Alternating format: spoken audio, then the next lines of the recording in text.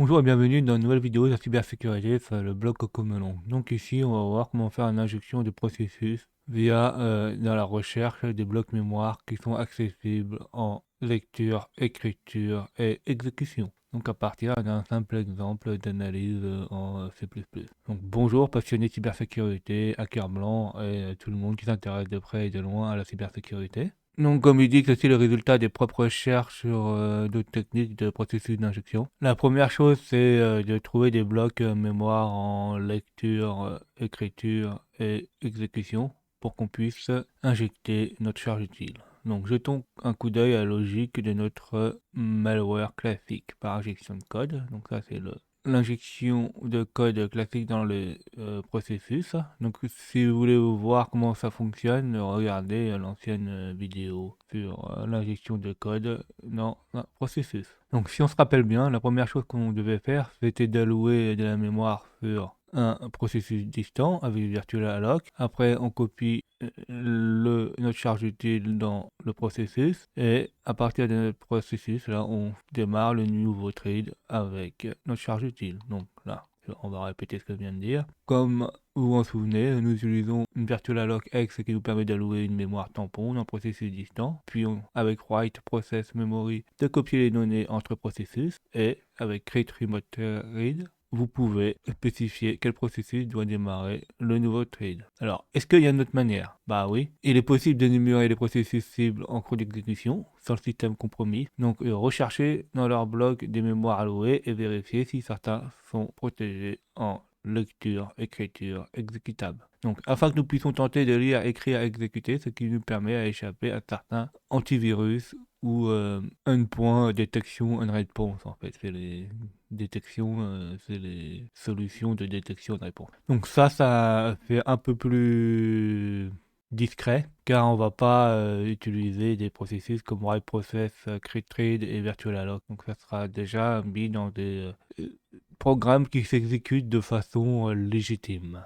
Donc là, on va faire un exemple pratique. Le déroulement technique est simple. Nous allons étudier sa logique. Donc on va parcourir tous les processus du système. Donc on récupère les informations du processus dans hresult. Donc grâce à la fonction process 32 first snapshot. Et avec une boucle while, on pourra récupérer certaines informations. Donc ça, on l'a aussi. On a notre boucle while là qui récupère, on a exactement la même chose dans le code source original. Après, une fois qu'on parcourt tout le bloc de mémoire alloué dans chaque processus, donc là on va récupérer l'adresse de base du processus avec adresse lpvoid, donc avec la fonction m.baseadresse et la taille de la région du bloc mémoire. Et ensuite, on va vérifier si le bloc mémoire dispose de la lecture, écriture, exécution. Donc c'est ça, avec l'adresse, on récupère l'adresse et avec le if allocation protect, là on regarde qu'est-ce qui est protégé. Et si la page est en exécution, lecture, écriture, on va afficher pour le débugage ou pour le fait de voir l'exercice, l'adresse et on va faire le reste. Donc attends, ça va être expliqué. Donc le reste c'est que on va imprimer le bloc mémoire pour démonstration. On va écrire la charge utile donc dans l'adresse qu'on a trouvée qui était valide en lecture, écriture, exécution. Puis on crée un nouveau thread à distance et on l'exécute. Donc là on voit affichage avec printf, écriture de notre charge utile dans le thread appartient à la mdas adresse, etc. On crée le thread à distance et on l'exécute avec lthread start routine. Et là, après, une fois que c'est fait, on casse la boucle, donc on fait break, on sort de la boucle et c'est bon. Et on passe et notre charge utile est exécutée. Et ça recommence à chaque fois. Donc s'il y a plusieurs processus qui sont vulnérables à ceci, il va essayer dans tous les processus. Que des fois, ça arrive que le processus soit en lecture, écriture, exécution, mais que ça fonctionne pas. Il y a par exemple une protection qui l'empêche de faire, ou qu'il n'a pas assez de mémoire, ou il y a d'autres problèmes qui peuvent poser, ou le fait que la charge utile ne fonctionne pas. Donc le code source complet est ici, ou sur le GitHub de Cocomelon ou sur le mien. Donc là on voit le code source qui est ici, et en haut là on a bien mis notre charge utile. Donc en bas là, on n'oublie pas de réinitialiser l'adresse. En fait, à chaque fois qu'il fait une nouvelle adresse, il réinitialise l'adresse et à la fin, on ferme le handle et on décharge tout ça, la mémoire, etc. Comme d'habitude, par souci de simplicité, on a utilisé le meu la charge utile, le book dialog. Donc sans chiffrement.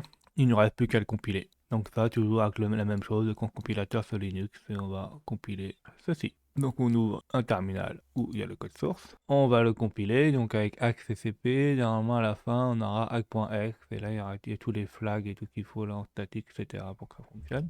Donc là ça compile, on regarde si on a le fichier ex qui est mis ici, donc on a bien le fichier hack.exe. Il faut l'exécuter dans la shell PowerShell. Comme ça on aura des renseignements sur où il l'a injecté. Alors on ouvre un terminal PowerShell, on exécute hack.exe, et là on voit que sur certains threads ça a fonctionné, on a le meo. Donc par exemple, on voit que par exemple sur cherche app, sur Phone Experience OS, ça fonctionnait, sur plein de choses, hein, Smart Screen, OneDrive, il y a plein de processus, il y a plein d'endroits où c'est vulnérable. Donc là, comme il dit, comme vous pouvez constater, tout fonctionne parfaitement. Nous allons vérifier un de nos processus victimes. Par exemple, lui il utilise OneDrive. Donc nous, on peut faire la même chose, hein. Il suffit juste d'exécuter Process Hacker. Donc là, on va regarder le processus OneDrive. Donc dans String, on fait OK, et dans Filter, Contain, et on va chercher le string meo, on va voir si ça fonctionne. Donc là on voit bien que notre charge utile a été injectée à l'intérieur. Alors il y a une mise en garde contre le code fourni ci-dessus, c'est une proof of concept et il peut faire planter certains processus. Par exemple dans mon cas, cherche oui, il y a eu un crash et cela n'a pas fonctionné après avoir exécuté mon exemple. Alors ça, moi j'ai la même chose, hein. Regarde, ça devient tout gris et je peux taper n'importe quoi dedans. Ça a bien fait cracher aussi certains programmes.